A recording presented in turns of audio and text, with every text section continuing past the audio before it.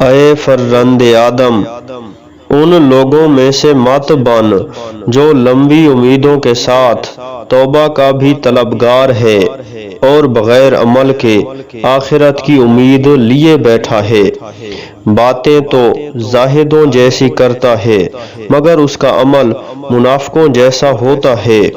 اسے کچھ دیا جائے تو اس پر قناعت نہیں کرتا، اور اگر محروم رکھا جائے تو صبر نہیں کرتا۔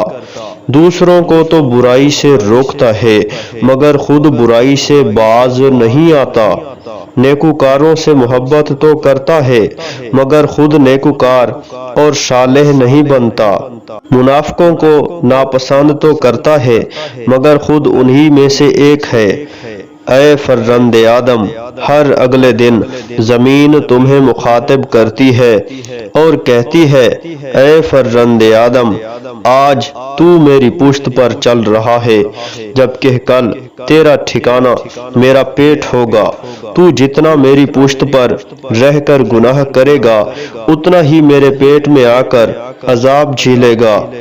اے فرزند آدم، میں تنہائی کا گھر ہوں، میں وحشت والا گھر ہوں، میں اندھیرے والا گھر ہوں، میں سانپوں اور بچھوؤں کا گھر ہوں، میں ایک اجاڑ گھر ہوں۔